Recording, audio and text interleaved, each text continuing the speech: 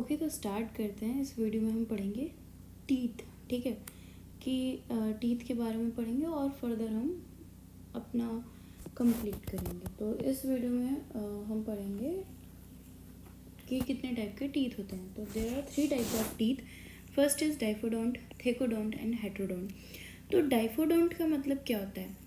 नाम से ही पता चल रहा है, डाई मतलब दो, ठीक है। तो दो तरीके के दांत निकलते हैं, that is permanent and temporary, ठीक है। तो टेम्परेरी और परमानेंट, अब हमारे पास 2 टाइप के दांत आते हैं, एक होता है टेम्परेरी आता है और एक परमानेंट आता है, ठीक है। Not a type, it's like कि 2 बार दांत आते हैं, है ना। तो टेम्परेरी और परमानेंट। नेक्स्ट होता है थीकोडेंट। थीकोडेंट का मतलब होता है फिक्स्ड इन बोनी सॉकेट। तो बेसिकली टीथ ये हमारे इसमें प्रेजेंट है। हमारे दांत डाइफोडोंट है, थीकोडोंट है, साथ में हेटेरोडोंट भी है। थीकोडोंट का मतलब होता है फिक्स्ड इन बोनी सॉकेट, ठीक है। हमारे जो दांत है ऐसे हवा में या फिर ऐसे मुंह में रखे तो वो नहीं है, वो कहाँ फिक्स्ड है? बोनी सॉकेट में फिक्स है, ठीक है। हेटेरोडोंट क्या होता है? डिफरेंट शेप, यानी कि हमारे दांतों में ऐसा भी नहीं है कि सारे ही गोल हैं या फिर सारे ही रेक्टेंगल हैं, ऐसा नहीं है। डिफरेंट शेप्स पाए जाते हैं, ठीक है।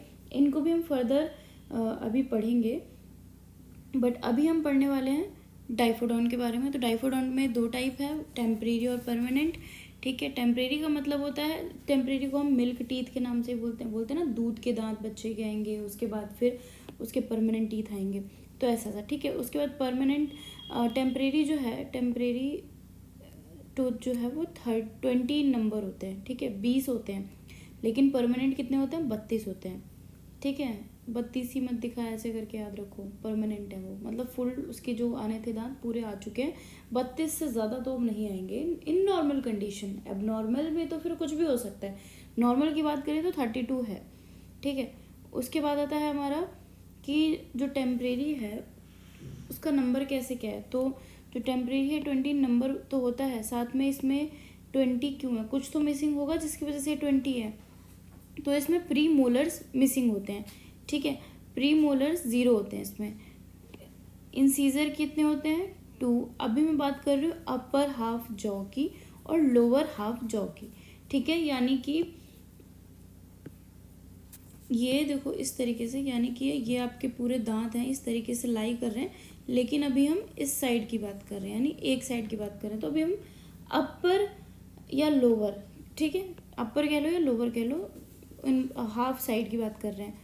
और अगर हम इसमें इंटू 2 कर देंगे तो ये हमारा फुल एक साइड का आ जाएगा।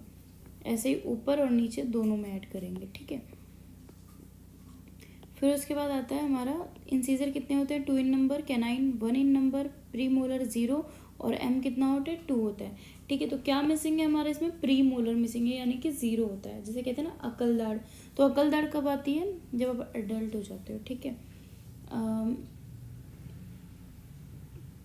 18 से 24 साल के अंदर आ जाता है, हाँ। तो उसके बाद हम बात करते हैं जो इसकी परमानेंट की। परमानेंट कितने होते हैं? 32 नंबर होते हैं।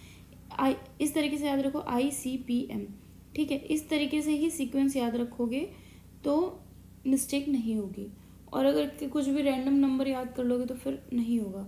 इसको ऐसे याद रखो, 2102 या फिर 2123 इसका परमानेंट का, ठीक है। तो इंसीजर 2 है, कैनाइन 1 है, प्री मोलर 2 है और मोलर 3 है, ठीक है। तो अब इसमें क्या है कि सारे ही दांत जितने भी आने थे वो सारे आ चुके हैं, अपने टोटल नंबर में आ चुके हैं। और यहाँ पे कर देंगे इंटू टू करेंगे, ठीक है। इसका मतलब क्या है? ये अभी अपर हाफ जॉ की बात कर रहे हैं, हम आधे ही जॉ की बात कर रहे हैं। इंटू 2 कर देंगे तो फिर नीचे के पूरे दांत आ जाएंगे, और इंटू 2 ऊपर कर देंगे तो ऊपर के पूरे दांत आ जाएंगे। फिर जब आप टोटल करोगे तो 32 इन नंबर ही आएगा, ठीक है। उसके बाद बात करते हैं हेटेरोडोंट, यानी कि डिफरेंट इन शेप, ठीक है। तो जो इंसीजर होता है वो किस शेप का होता है? चिजाइल शेप का, ठीक है। इस तरीके का शेप होता है, यानी छेनी वेनी देखा है ना, उस टाइप का शेप होता है। और किस लिए यूज होता है? कटिंग और बाइटिंग, ठीक है। कैनाइन जो होते हैं कस्पिड शेप के होते हैं, लाइक दिस, और ये यूज होते हैं टीयरिंग में। उसके बाद प्रीमोलर्स बाइकस्पिड शेप के होते हैं और इस तरीके से दिखते हैं। कस्पिड है ना ये ऐसे, फिर एक और ऐसा जोड़ दिया तो ये प्रीमोलर बाइकस्पिड हो जाता है। फिर जो हमारा बात आखिरी है मोलर। मोलर कैसा दिखता है? क्वाड कस्पिड, यानी कि सेम ऐसा ही कस्पिड और एक और पीछे बाइकस्पिड, दो बाइकस्पिड से मिलके बना होता है तो हो जाता है हमारा मोलर। और जो मोलर होता है और प्री मोलर होता है ये दोनों ही च्यूइंग और ग्राइंडिंग के लिए काम आते हैं, ठीक है। खाना जो भी चबाते हो आप ये सब किससे कर पाते हो? बाइकस्पिड और क्वाड्रिकस्पिड, यानी कि प्री मोलर और मोलर ही च्यूइंग में हेल्प करते हैं। उसके बाद आता है हमारा फर्स्ट टूथ इरेप्शन। पहला टूथ इरेप्शन कब होता है? लोअर सेंट्रल इंसीजर, ठीक है। तो जो पहला जो दांत आता है बच्चे में, जो पहला मिल्क टूथ आता है जिसे हम दूध का दांत कहते हैं, तो at the age of 6 to 8 month, ठीक है, 6 से 8 महीने के अंदर बच्चे के दूध के दांत आ जाते हैं। तो वो कौन सा पहला दांत आता है? वो होता है लोअर सेंट्रल इंसीजर, ठीक है। ये वाला दांत सबसे पहले आता है और वो भी कहाँ के? नीचे के आता है, लोअर। ये वाला सबसे पहले आता है, लोअर, ठीक है। और इंसीजर कहाँ प्रेजेंट होता है? सेंट्रल में, तो इसीलिए लोअर सेंट्रल इंसीजर आता है। उसके बाद है first milk tooth replace by permanent tooth. तो जो पहला मिल्क टूथ यानी कि जो पहला दूध का दांत टूटता है वो कौन सा टूटता है और कब टूटता है? 6 साल का जब बच्चा होता है तो उसका पहला दांत टूटता है और वो होता है मोलर, ठीक है। तो जो मोलर पहला दूध का दांत होता है जो टूटता है और उसके बाद परमानेंट टीथ आता है। इसी तरीके से जो लास्ट परमानेंट टूथ होता है वो होता है थर्ड मोलर, ठीक है। पहले शुरुआत भी परमानेंट की मोलर से हुई है और एंडिंग भी मोलर से हुई है। तो पहला मोलर है और उसके बाद थर्ड मोलर है लास्ट परमानेंट टूथ का। और ये कब होता है? जो लास्ट थर्ड मोलर हो 18 to 24 ईयर्स में, सॉरी, जो थर्ड मोलर है बेसिकली वो उगता है ना। हाँ, या राइट। तो बेसिकली थर्ड मोलर तो आया ही नहीं था, अभी तो वो होगा ही नहीं है, तो वो कब आता है?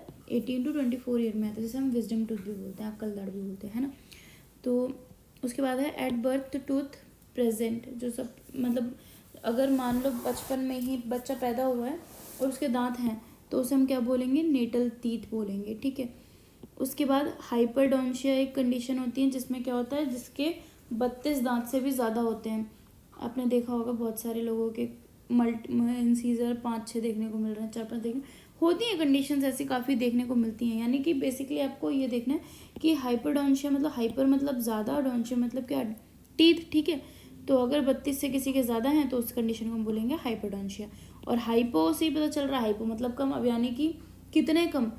6 नंबर से अगर ज़्यादा कम होते हैं तो उसे बोलते हैं हाइपोडोंशिया। यानी कि 28 से कम और 22 से ज़्यादा। 28 से तो कम होने चाहिए उसके दांत, लेकिन 22 से ज़्यादा होने चाहिए तो हम उसे बोलेंगे हाइपोडोंशिया। लेकिन किसी किसी के 22 से भी दांत बहुत कम होते हैं, उसको बोलते हैं ओलिगोडेंशिया, ठीक है। अब उसके बाद उसके भले ही 4 ही क्यों ना या 5 ही क्यों ना हो तो उसको हम किस में कंसिडर करेंगे? ओलिगोडेंशिया में। ओलिगोडेंशिया ही 22 टीथ से एक भी कम हो गया ना, अगर 21 भी दांत है तो हम उसे ओलिगोडेंशिया कहेंगे, ठीक है। उसके बाद आता है एडोंशिया। एडोंशिया का मतलब होता है एब्सेंस ऑफ टीथ। उसके बाद आता है ब्रोक्सिटिज्म। इसका मतलब होता है अनकॉन्शियसली ग्राइंडिंग ऑफ टीथ, यानी कि गुस्से में कई बार दांत चबाते हुए आपने लोगों को देखा होगा, वो अपने दांत चबा रहे हैं, है ना। ड्यू टू एंजाइटी और स्ट्रेस, किसी भी वजह से हो सकता है। एंजाइटी में वो अपने दांत पीस रहे हैं, स्ट्रेस में पीस रहे हैं। वो ऐसा नहीं है कि नोइंगली अपने दांत घिसे जा रहे हैं, नहीं, अनकॉन्शियसली उनको पता नहीं है पर वो ये काम कर रहे हैं, तो उसे बोलते हैं ब्रोक्सिटिज्म। उसके बाद पायरिया। पायरिया का मतलब क्या है? ब्लीडिंग गम्स या ब्लीडिंग इन गम्स, ठीक है। तो ये होता है pyorrhoea.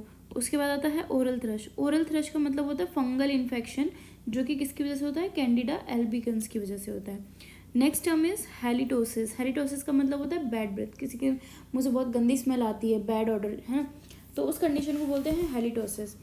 Which nerve supplies the tooth. अब यहाँ पे एक क्वेश्चन बहुत इंपॉर्टेंट पूछा भी जाता है कि कौन सी नर्व सप्लाई करती है टूथ में, तो वो है हमारी ट्राइजेमिनल। ट्राइजेमिनल एक हमारी 5th क्रेनियल नर्व है, ठीक है। अब ट्राइजेमिनल फर्दर उसकी 3 ब्रांचेज होती हैं, ठीक है। That is maxilla, mandibular, ophthalmic. यहाँ पे आपको देखने को मिलेंगी इसकी ब्रांचेज, तो ठीक है। उसके बाद next is which artery supplies to tooth. अब यहाँ पे हमने नर्व की बात की थी, तो नर्व थी हमारी ट्राइजेमिनल नर्व। अब हम यहाँ बात कर रहे हैं आर्टरी की, कौन सी आर्टरी टूथ में सप्लाई करती है, मतलब आती है, ठीक है। तो that is external carotid artery, ठीक है। ये कहाँ से निकलती है, हार्ट पंप करता है लेफ्ट वेंट्रिकल में ब्लड, ठीक है। उसके बाद कार्डियक आउटपुट एक मिलता है। अब वो क्या होता है, आपने अपने नेक के पास देखा होगा ना कैरोटिड आर्टरी और जुगुलर वेन्स, ठीक है। तो कैरोटिड आर्टरी से ब्लड आया, ठीक है, एक्सटर्नल कैरोटिड आर्टरी में ब्लड आया। फर्दर इसकी 8 ब्रांचेज होती हैं, जो एक्सटर्नल कैरोटिड आर्टरी है इसकी 8 ब्रांचेज हैं, जिनके नाम मैं आगे बताऊंगी या फिर अभी नहीं बताऊंगी, आपको कमेंट करना है कि क्या है, कौन सी 8 ब्रांचेज हैं जिनमें ये कैरोटिड आर्टरी डिवाइड करती है। उसके बाद मैं करेक्ट करूँगी, ठीक है। तो 8 ब्रांचेज बेसिकली डिवाइडेड है, और उसके बाद इन 8 में से एक मैक्सिलरी आर्टरी भी है ब्रांच, ठीक है। तो एक ब्रांच मैंने आपको बता दी, डेट इज मैक्सिलरी आर्टरी। बाकी की साथ आपको ढूंढनी है कि कहाँ पे वो भाई डिवाइड हो रही है। फिर फर्दर मैक्सिला ने क्या किया, इन्फीरियर और सुपीरियर एल्वेलर आर्टरी में सप्लाई किया, ठीक है। ये मैक्सिला 2 में डिवाइड हुआ, इन्फीरियर और सुपीरियर एल्वेलर आर्टरी। इन्फीरियर क्या करेगी, मैंडिबुलर में सप्लाई करेगी, और सुपीरियर क्या करेगी, मैक्सिला में सप्लाई करेगी, ठीक है। उसके बाद ये दोनों कंबाइन होके यहाँ पे क्या करेंगे, वीनस ड्रेनेज बनाएंगे, ठीक है। वीनस ड्रेनेज कहाँ से जाएगा, इंटरनल जुगुलर वेन से। अब ड्रेनेज आया है वीनस, तो वो कहाँ से जाएगा, कौन लेके जाएगा उसे, इंटरनल जुगुलर वेन लेके जाएगी, और फिर फर्दर वो राइट एट्रियम में चला जाएगा, और फिर वापस से वो साइकिल कंटिन्यू हो जाएगी, ठीक है। तो इस तरीके से ये साइकिल चलती रहेगी। नेक्स्ट है हमारा टंग। अब हम इसमें टंग के बारे में पढ़ेंगे। जो टंग होता है वो एक नॉन केराटिनाइज्ड से बना होता है, non keratinized stratified squamous epithelial tissue से बना होता है, ठीक है। वेट जो होता है फीमेल की बात करें तो 50 से 60 ग्राम है, और मेल की बात करें तो 60 से 70 है।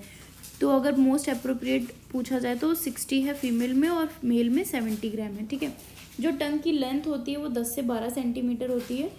उसके बाद बात करते हैं एंकाइलोग्लोसिया। एंकाइलोग्लोसिया क्या होता है, तो बेसिकली टंग टाई। इसमें क्या होता है कि बच्चे, आपने देखा होगा बच्चे बहुत सारे तुतला के बोलते हैं ना, खाना, अंकल को अंटल बोलते हैं, मतलब प्रॉपर प्रोनाउंसिएशन नहीं कर पाते हैं। तो उसके पीछे का रीज़न होता है ये कंडीशन होती है एंकाइलोग्लोसिया, यानी कि टंग टाई, यानी आपकी जो फ्रेनुलम है वो थिक हो जाता है, ठीक है। जो टंग है वो फ्रेनुलम से अटैच होती है, ठीक है। और किसी किसी में अगर वो बहुत थिक होता है तो उसको ये कंडीशन हो जाती है। अगर ये कंडीशन हो गई तो उसकी वजह से जो क्या है, टंग मूव नहीं कर पाएगी, और जो रूफ है ना उसको टच नहीं कर पाएगी, ठीक है। और अब क्योंकि रूफ को टच नहीं कर पा रही है तो बच्चा तुतलाएगा ही। प्रॉपर मूवमेंट जो है टंग की नहीं हो पा रही है due to thickness of frenulum. अब इसकी भी सर्जरी होती है, उसको हम बोलते हैं फ्रेनोटमी, ठीक है। इस सर्जरी को हम करते हैं ताकि बच्चा प्रॉपर बोल पाए। उसके बाद आता है टंग जो है एक वॉलेंट्री मसल है, ठीक है। ये फर्दर 2 पार्ट में डिवाइड होती है, पहला पोस्टीरियर, दूसरा एंटीरियर। पोस्टीरियर को हम बोलते हैं फेरेंजियल पार्ट, पोस्टीरियर को हम फेरेंजियल पार्ट से भी जानते हैं, और एंटीरियर को हम ओरल पार्ट से भी जानते हैं। इसके डायग्राम के थ्रू अभी मैं आपको बताऊंगी कि कौन सा पोस्टीरियर और कौन सा एंटीरियर है। अभी आप इसका नाम जान लो, ठीक है। उसके बाद इतना जान लो कि एंटीरियर को ही हम ओरल पार्ट कहते हैं, और पोस्टीरियर को हम फेरेंजियल पार्ट कहते हैं। तो अगर एग्जाम में आपसे पूछ लिया जाए पोस्टीरियर के पार्ट बताओ या एंटीरियर के बताओ, तो आपको कंफ्यूज नहीं होना है, ठीक है। दोनों सेम ही होता है। और जो पोस्टीरियर होती है मेरी 1/3 पार्ट ऑफ टंग होती है, और एंटीरियर 2/3 पार्ट ऑफ द टंग होती है। उसके बाद अब हम डायग्राम से समझेंगे, ठीक है, कि क्या है पोस्टीरियर और क्या है एंटीरियर। ये हमारी टंग है, ठीक है। तो ये जो पार्ट है इतना, ये है हमारा एंटीरियर, और जो ये पार्ट है ये है हमारा पोस्टीरियर, ठीक है। ये लाइन ड्रॉ देख रहे हो, वाइट कलर की जो लाइन है, ये लाइन क्या है, डिवाइड कर रही है, यानी ये पोस्टीरियर पार्ट है और ये क्या है, एंटीरियर पार्ट है। तो जो टंग है पूरी, उसका जो 2/3 पार्ट है वो किसने ले रखा है, एंटीरियर ने ले रखा है, और उसी को हम ओरल पार्ट भी कहते हैं। Posterior is above this line, और ये लाइन क्या है, सर्कस टर्मिनल्स, इसको हम सर्कस टर्मिनल बोलते हैं, ठीक है, जो कि इनको डिवाइड करके रखी है। इसी के बीच में आपको यहाँ पे एक फोरामेन ऑफ सीकम देखने को मिलेगा, जो कि कहाँ पे होता है, सर्कस टर्मिनल, इधर सर्कस टर्मिनल है, और यहाँ पे बीच में क्या है, फोरामेन ऑफ सीकम है। उसके बाद जो टंग है, टंग क्या कंटेन करता है, पैपिले को कंटेन करता है। तो पैपिले क्या है, ये जितने भी आपको अलग अलग स्ट्रक्चर देखने को मिल रहे हैं सारे ही पैपिले हैं, ठीक है। पैपिले क्या होता है? अब बहुत से बच्चे बोलेंगे पैपिले क्या है? टेस्ट बड है। नहीं, पैपिले टेस्ट बड नहीं होता, ठीक है। इसमें क्या होता है? मे और मे नॉट। पैपिले के पास या तो टेस्ट बड हो सकता है या फिर नहीं भी हो सकता है। अगर टेस्ट बड नहीं है तो मुझे पैपिले नहीं कहेंगे, ऐसा नहीं है, वो तब भी पैपिले ही रहेगा। तो ये मैटर नहीं करता कि उसके पास टेस्ट बड है या नहीं है। उसके बाद पैपिले भी 4 टाइप्स के हैं यहाँ पे। पहला है सर्कमवेलेट, दूसरा है फॉलिएट, तीसरा है filiform and fourth one is fungiform, ठीक है। तो ये सारे टाइप्स हैं पैपिले के। उसके बाद नेक्स्ट हम बात करते हैं एंटीरियर टंग, ठीक है। एंटीरियर टंग की बात करते हैं अभी, फिर फर्दर हम आगे पढ़ेंगे पैपिले के बारे में और डिटेल में। तो एंटीरियर टंग जो होती है वो फ्री होती है, ठीक है, फ्रीली मूव करती है। लेकिन जो पोस्टीरियर टंग होती है वो अटैच्ड होती है हायोइड बोन से। हायोइड बोन जो है वो क्या करती है? पोस्टीरियर टंग को अटैच करके रखती है, ठीक है। अगर ये अटैच नहीं होगी तो आपकी जीभ तो आपके मुंह के बाहर ही आ जाएगी, ठीक है। तो और जो ये हायोइड बोन होती है वो किस शेप में होती है? हॉर्स शू शेप की होती है। उसके बाद next is base of the tongue attach to the floor of mouth with the help of frenulum. अभी मैंने आपको बताया कि फ्रेनुलम से ही क्या होती है? अटैच रहती है, ठीक है। अगर फ्रेनुलम से हमारी टंग जो है वो अटैच रहती है फ्लोर ऑफ द माउथ से। अगर फ्रेनुलम थिक हो जाएगी तो वो कंडीशन होती है एंकाइलोग्लोसिया। आपको ये कंडीशन देखने को मिलेगी। उसके बाद आता है पैपिले। पैपिले कितने टाइप के हैं? पैपिले 4 टाइप के हैं, सर्कमवेलेट, फॉलिएट और फिलीफॉर्म और फंजीफॉर्म। तो जो सर्कमवेलेट होते हैं वो इस तरीके के पिरामिड जैसे देखने को मिलेंगे, ठीक है। और जो फॉलिएट हैं वो इस तरीके के देखने को मिलेंगे, और फिलीफॉर्म इस एरिया में मिलता है देखने को, और फंजीफॉर्म इस एरिया में। तो फर्दर इसके बारे में बताते हैं। तो जो पैपिले होता है बेसिकली हम उसे बोल सकते हैं कि ये क्या होते हैं? टाइनी बम्प्स होते हैं। देख रहे हो आप? टाइनी बम्प्स जैसे ही दिख रहे हैं, राइट। तो पैपिले क्या है? टाइनी बम्प्स है जिसके पास टेस्ट बड हो भी सकता है और नहीं भी हो सकता है। ज़रूरी नहीं है कि उसके पास टेस्ट बड हो। उसके बाद 4 टाइप के पैपिले बता दिए मैंने नेम। अब 1 बाय 1 इनको फर्दर हम पढ़ेंगे। तो पहला है सर्कमवेलेट, जो कि सब लार्जेस्ट पैपिला है, ठीक है, सबसे बड़ा इन साइज होता है। तो एक चीज़ है जो सबसे ज़्यादा बड़ा होता है साइज़ में, वो स्मॉलर होता है इन नंबर्स में, ठीक है। अगर मान लो मैं ये बोर्ड है, ठीक है, इस बोर्ड में मैं इतना बड़े 2 लेटर लिख देती हूँ, साइज़ तो बड़ा है लेकिन नंबर तो कम है। अभी वही मैं इनमें छोटे लेटर्स लिख देती हूँ, तो साइज़ छोटा लेकिन नंबर ज़्यादा है। समझ में आ गया? उसी तरीके से सर्कमवेलेट भी होता है कि भाई इनका साइज़ तो बड़ा होता है लेकिन ये स्मॉलर इन नंबर होते हैं। लोकेशन क्या है? Posterior part of oral part, ठीक है। ये कहाँ प्रेजेंट होते हैं? तो अभी हम क्या पढ़ने वाले हैं? एंटीरियर का पढ़ने वाले हैं सिर्फ, ठीक है। ये जितने भी पैपिले हैं वो कहाँ प्रेजेंट होते हैं? Only in anterior part. तो एंटीरियर में भी पोस्टीरियर और एंटीरियर है, ठीक है, वो जस्ट बताने के लिए। तो एंटीरियर में जो सर्कमवेलेट होता है कहाँ प्रेजेंट होता है? ये पोस्टीरियरली टू, ये देखो सल्कस टर्मिनल से बिल्कुल अटैच्ड है ना, ये सर्कमवेलेट है, ठीक है। तो लोकेशन है posterior part of the oral part. उसके बाद शेप कैसी होती है? Inverted V shape. और ये क्या कंटेन करते हैं? बिटर टेस्ट बड कंटेन करते हैं, लेकिन कई बार ना सॉर टेस्ट भी देखने को मिलता है इन अडल्ट में। लेकिन अगर पूछा जाए, जहाँ पे दोनों ऑप्शन दिए हो, आपसे क्वेश्चन पूछ रहा है कि सर्कमवेलेट क्या कंटेन करता है और बिटर और सोर दोनों हैं, तो आप किसको टिक करोगे? बिटर को। लेकिन अगर वहीं पे क्वेश्चन इस तरीके से आता है कि सर्कमवेलेट पैपिले जो है अडल्ट्स में कौन सा टेस्ट करता है कंटेन, तो आप डालोगे सॉर पे टिक, ठीक है। क्योंकि अडल्ट्स में सॉर क्यों होता है वो भी आगे मैं बताऊंगी, ठीक है। ये सॉर क्यों कंटेन कर रहा है, आप तो कहोगे सॉर के लिए तो और भी है, जो कि है भी, ठीक है। आपको यहाँ पे सिंपल देखो, सर्कमवेलेट किसके लिए है? बिटर के लिए। फंजीफॉर्म इज फॉर स्वीटनेस। सॉर के लिए क्या है? फॉलिएट है। लेकिन सर्कमवेलेट यहाँ पे सॉरनेस क्यों दे रही है, उसका रीज़न ये है, आगे बताती हूँ मैं। फॉलेट पैपिले की बात करते हैं। फॉलेट पैपिले क्या कंटेन कर रहा है? लीफ शेप का होता है। आप पहले देखो यहाँ पे कैसा शेप है फॉलेट का? लीफ शेप है ना, पत्ती जैसा दिख रहा है।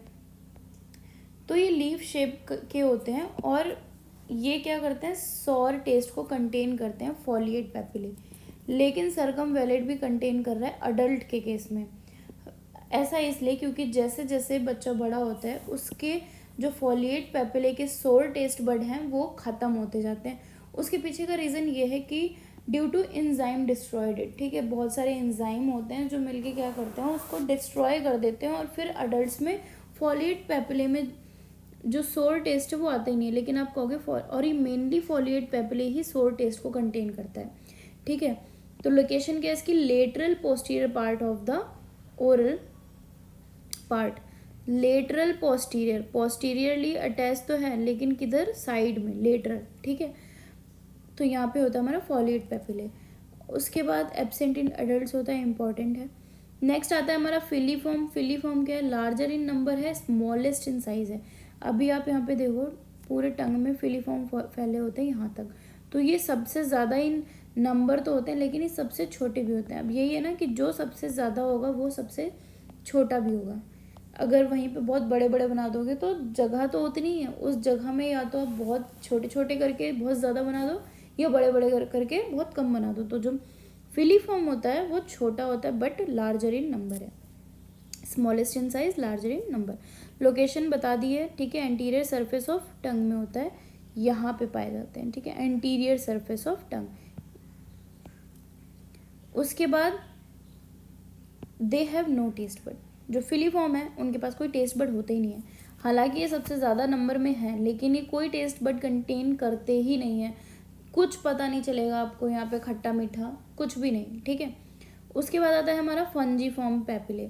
फंजीफॉर्म पेपिले जो होते हैं मशरूम शेप पेपिले होते हैं, ठीक है, और कहाँ प्रेजेंट होते हैं, यहाँ पे इस रीजन में, ये रीजन में प्रेजेंट होता है। ये फंजीफॉर्म किसके लिए रिस्पॉन्सिबल होता है, फॉर स्वीटनेस। आपको पता चलता है कि आप कुछ भी मीठा खाओगे पता चलेगा अरे हाँ मीठा लग रहा है, तो मीठा किस कहाँ से लग रहा है, ऐसे लग रहा है।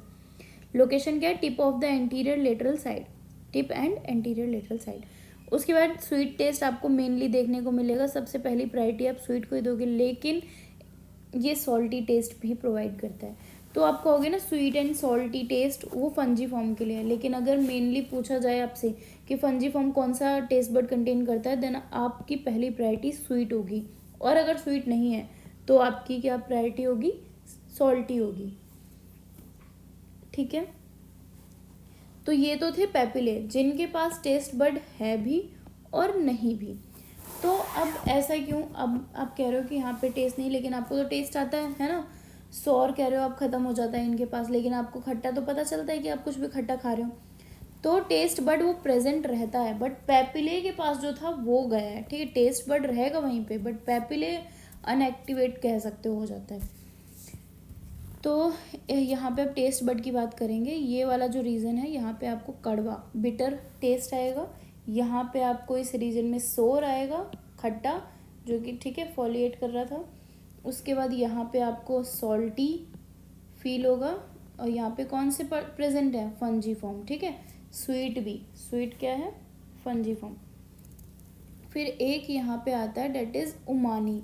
उमानी टेस्ट बड जो होता है उस वो क्या होता है, मिक्स्ड टेस्ट होता है। यहाँ पे आपको खट्टा मीठा कड़वा मतलब मिक्स सा होगा, आप ऐसे नहीं कहोगे कि हाँ यहाँ पे मेनली यही है, यहाँ पे सारे मिक्स प्रेजेंट होते हैं टेस्ट बड, यहाँ पे कुछ नहीं होता है। और यहीं पे आपकी फिलीफॉर्म होती है जो कि कोई भी टेस्ट बड कंटेन नहीं करती है, ठीक है।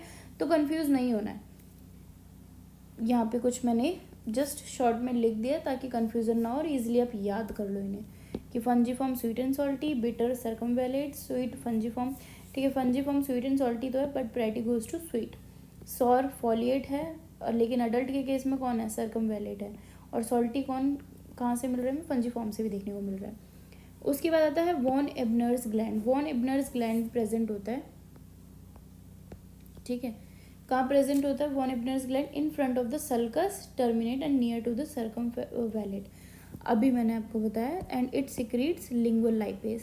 तो आपको मैं बता देती हूँ कहाँ पे प्रेजेंट है। ये है हमारा ठीक है, ये हमारा सर्कस टर्मिनेल है और यहाँ पे हमारी ये हमारे सरकमवैलेट है। तो ग्लैंड जो होता है ना यहाँ प्रेजेंट होता है, ठीक है, यहाँ पे ग्लैंड प्रेजेंट है और वो कौन सा ग्लैंड है, वॉन एबनर्स ग्लैंड, ठीक है, क्या सिक्रीट करता है, लिंगुअल लाइपेज सिक्रीट करता है।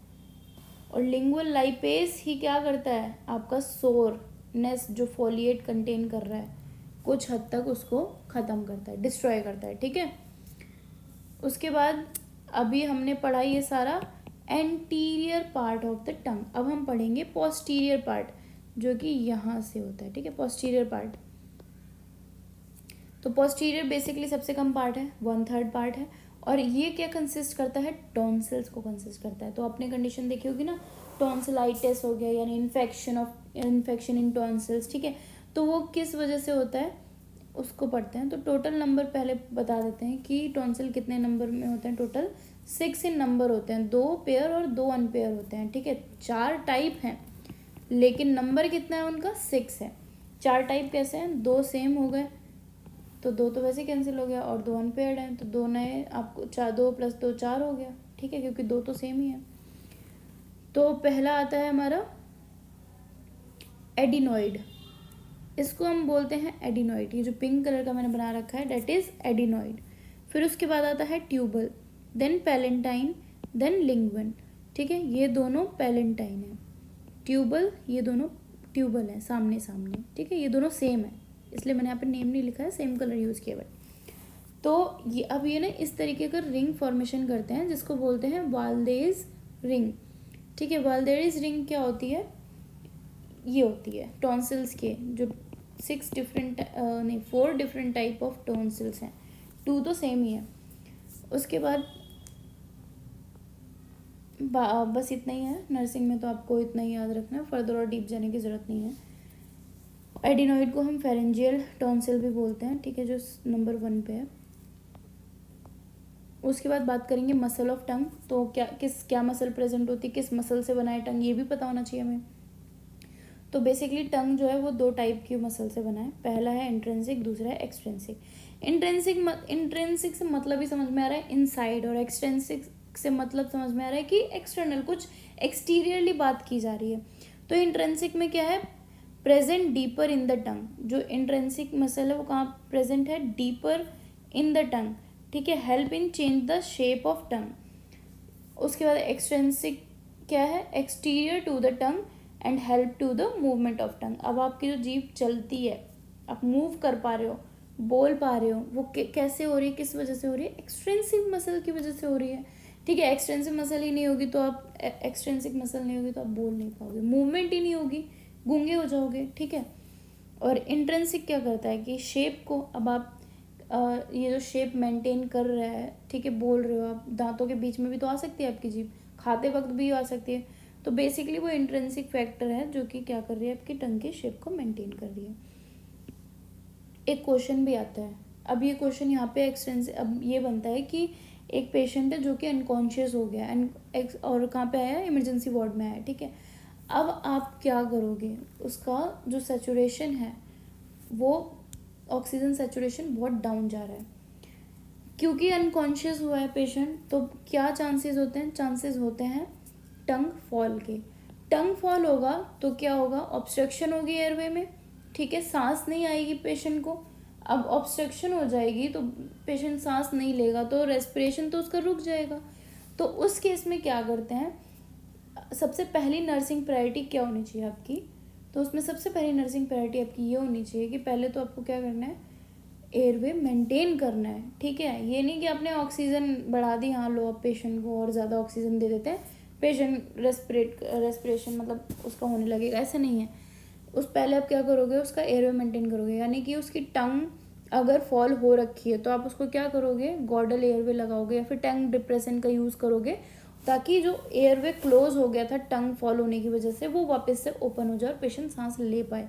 और जब आप ये करोगे टेक्निक यूज़, उसके बाद आपको क्या करना है, ऑफ कोर्स ऑक्सीजन मास्क लगाना है, क्योंकि उसका रेस्पिरेशन जो इतने सेकंड्स के लिए स्टॉप हुआ था और जिसकी वजह से उसका जो इतना डाउन गया है सैचुरेशन, उसको भी तो इंक्रीज़ करना है आपको। तो सबसे पहली प्रायोरिटी आपको ये करना है कि आपको गॉडल एयरवे लगा देना है। ठीक है, एयरवे मेंटेन करनी है, ये सबसे ज़्यादा इंपॉर्टेंट होती है, क्योंकि एयरवे मेंटेन नहीं करोगे, पेशेंट ही नहीं रहेगा तो इलाज क्या करोगे फिर आप, बाकी और फर्दर जो भी उसकी डिजीज़ कंडीशन होगी। ठीक है, तो उसके बाद इंट्रिंसिक में भी 4 टाइप होते हैं। वो 4 टाइप क्या हैं, और एक्सटेंसिव के भी 4 टाइप होते हैं। तो आपको कोई वही नहीं करनी है, बस याद रखना है कि दोनों 4 बराबर है भाई, नाम याद रखने लेना है बस। जो इंट्रेंसिक है उसकी बात करें तो superior longitudinal, inferior longitudinal, transverse और वर्टिकल, ये 4 टाइप हैं। और एक्सट्रेंसिक में क्या है, जीनियोग्लॉसस, स्टाइलोग्लॉसस, हाइपोग्लॉसस और पेलेटोग्लॉसस, ये 4 टाइप्स हैं एक्सट्रेंसिक की। उसके बाद एक क्वेश्चन पूछता है कि सेफ्टी मसल किसे कहते हैं, ठीक है, सेफ्टी मसल्स कौन सी है इन 8 में से। तो सेफ्टी मसल जो है इन 8 में वो है हमारी जीनियोग्लॉसस, जीनियस मसल है ये, ठीक है। ये क्यों है सेफ्टी मसल, क्योंकि ये प्रिवेंट करती है टंग फॉल को, ठीक है। पेशेंट, अब आप सो रहे हो, अगर ये मसल ही नहीं होगी तो भाई आपकी टंग कहाँ, एयरवे में सीधे आप ऑब्स्ट्रक्ट कर देगी, फॉल हो गई, सांस नहीं ले पाओगे। तो genioglossus basically protrusion of tongue, prevent from tongue fall and which में कॉज रेस्पिरेटरी डिस्ट्रेस, ठीक है। तो ये टंग को प्रोट्रूड करती है बेसिकली। अभी मैंने आपको जो बताया, provide Guedel airway in case of sedated patient having tongue fall, अगर टंग फॉल हो जाता है। फिर उसके बाद ऑक्सीजन सैचुरेशन, ठीक है। उसके बाद है red beefy tongue seen in, red beefy tongue किस में देखने को मिलती है, एडिशंस एनीमिया, जिसको हम पर्नीशियस एनीमिया के नाम से भी जानते हैं, और साथ में हम उसको एक और नाम से जानते हैं, डेट इज मेगलोब्लास्टिक एनीमिया, ठीक है। किसकी वजह से होता है, विटामिन B12 की डेफिशिएंसी की वजह से होता है। रेड बीफी टंग को हम फायरी टंग भी बोलते हैं। उसके बाद कुछ टर्मिनोलॉजीज हैं, दैट इज स्ट्रॉबेरी टंग किस में देखने को मिलती है, कावासाकी डिजीज में और स्कारलेट फीवर में। स्ट्रॉबेरी वजाइना किस में देखने को मिलता है, ट्राइकोमोनोलियासिस, ये इसकी वजह से होता है, ठीक है। वहाँ पे आपको यानी कि रेडनेस बहुत देखने को मिलेगा वजाइना में। उसके बाद है एडवर्ड सिंड्रोम, एडवर्ड सिंड्रोम में क्या होता है, स्ट्रॉबेरी स्कल होता है, किसकी वजह से होता है, ट्राइजोमी ऑफ 18 क्रोमोसोम की वजह से, ठीक है। अब बात करेंगे ब्लड सप्लाई और नर्व सप्लाई की। तो ब्लड सप्लाई में की हम बाद में बात करते हैं, पहले हम बात करेंगे नर्व सप्लाई की। तो कौन सी नर्व सप्लाई करती है, 3 नर्व हैं, मोटर, टेस्ट और सेंसरी, ठीक है। ये तीनों, मोटर में कौन सी है, हाइपोग्लॉसिस, टेस्ट में, टेस्ट के लिए 2 पार्ट है हमारे टंग में, that is anterior and posterior. Anterior में हमारी facial nerve, that is chorda tympany, ठीक है, फेशियल नर्व का ही पार्ट है कॉर्डा टिम्पनी। अगर क्वेश्चन में पूछे आपसे और ऑप्शन में फेशियल नर्व नहीं है तो आप कॉर्डा टिम्पनी को भी चूज कर सकते हो, क्योंकि कॉर्डा टिम्पनी फेशियल नर्व का ही एक्सटेंशन है बेसिकली। तो ये नर्व टेस्ट में, एंटीरियर टंग में नर्व सप्लाई है। उसके बाद पोस्टीरियर में 2 हैं, दैट इज 10th और 9th। 10th is vagus nerve and 9th is glossopharyngeal nerve. Sensory में इट इज लिंगुअल नर्व, ठीक है। ये 3 बेसिकली 4 बेसिकली नर्व सप्लाईज आपको देखने को मिलेंगी, ठीक है। उसके बाद बात करते हैं एग्वेशिया। एग्वेशिया का मतलब क्या होता है, एब्सेंट ऑफ टेस्ट, टेस्ट ही नहीं आता है जिसको, ये कोविड के टाइम पे बहुत देखने को मिल रहा था ना, लोगों को टेस्ट बड्स उनके ख़राब हो रखे थे, कुछ भी टेस्ट नहीं पता चल रहा था, तो उस कंडीशन को बोलते हैं एग्वेशिया।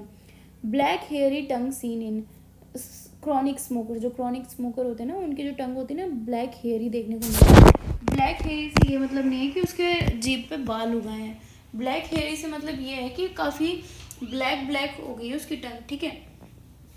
तो उसे देखो तो ऐसा लगता है कि छोटे छोटे टाइनी हेयर्स, बट वो हेयर होते नहीं हैं। Absence of smell is anosmia, ठीक है। अब ब्लड सप्लाई की बात करें किसमें, टंग में, तो ब्लड सप्लाई हमारे पास है लिंगुअल आर्टरी और लिंगुअल वेन, ठीक है। This is blood supply in tongue. उसके बाद नेक्स्ट इज फेरिंग्स। फेरिंग्स में क्या है, फेरिंग्स को हम बोलते हैं थ्रोट बोलते हैं ऑफ कोर्स, और ये किस शेप का होता है, फनल शेप का होता है, ठीक है। फनल शेप का होता है, made up of stratified squamous epithelial tissue.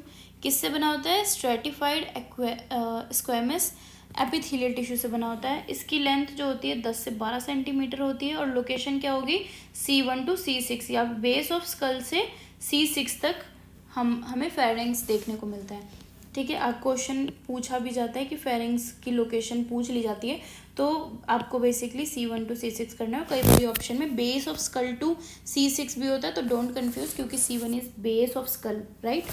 तो आप इसको टिक करके आना। Pharynx is only structure where food and air intersect each other. Pharynx हमारी पूरी बॉडी में एक ऐसा स्ट्रक्चर है, केवल एकमात्र यही है जहाँ पे फूड और हवा, खाना और हवा दोनों एक दूसरे को इंटरसेक्ट करते हैं और अपने अपने रूट में चले जाते हैं। हवा जाएगी हवा वाले रास्ते में, खाना जाएगा खाना वाले रास्ते में। ठीक है, डेट इज़ फूड पाइप। खाना फूड पाइप में जा रहा है, ना कि वो ट्रैकिया में। ट्रैकिया में क्या जा रही है? हवा।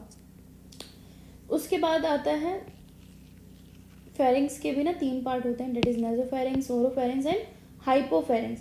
नेजोफेरिंग्स क्या होता है? सुपीरियर पार्ट है फेरिंग्स का, which starts from internal nostril till soft palate. ठीक है, अब यहाँ पे देखते हैं नेजोफेरिंग्स कहाँ है। ये जो है हमारा नेजोफेरिंग्स है। टिप ऑफ नोस्ट्रिल से कहाँ तक जा रहा है? ये लैरिंग्स फेरिंग्स तक। ठीक है, इंटरनल सॉफ्ट पैलेट तक। नोस्ट्रिल से स्टार्ट हुआ और यहाँ पे हमारी सॉफ्ट पैलेट है, यहाँ तक गया, दैट इज नेजोफेरिंग्स। उसके बाद आता है हमारा ओरोफेरिंग्स। ओरोफेरिंग्स की लोकेशन क्या है?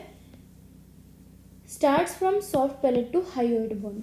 अभी सॉफ्ट पैलेट से स्टार्ट हुआ है, कहाँ पे एंड हुआ है? हाइयोइड बोन तक। उसके बाद हमारे पास है हाइपोफेरिंग्स। हाइपोफेरिंग्स को हम लैरिंजोफेरिंग्स भी कहते हैं। ठीक है, वॉइस बॉक्स जिसे हम बोलते हैं, आवाज़ जो निकलती है वो कहाँ से निकलती है? इस वॉइस बॉक्स ऑफकोर्स लैरिंग्स ही निकालता है।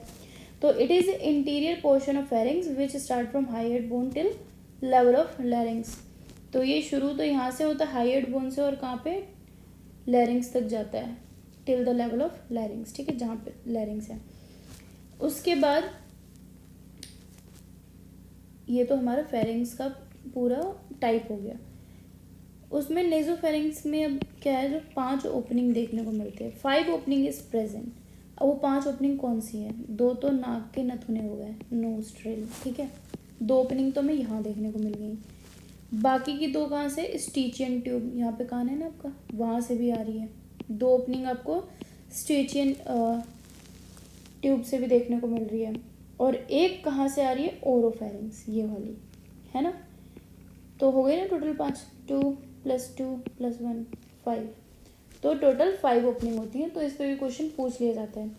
सो डेट सेट, बाकी का हम नेक्स्ट वीडियो में पढ़ेंगे। और अगर कुछ भी समझ में नहीं आया है, कोई भी डाउट है, कोई भी क्वेश्चन है, तो you can ask freely in the comment box and surely I will reply, I will try to reply. तो मिलते हैं नेक्स्ट वीडियो में नेक्स्ट कॉन्सेप्ट और नई वीडियो के साथ। तब तक के लिए बाय बाय।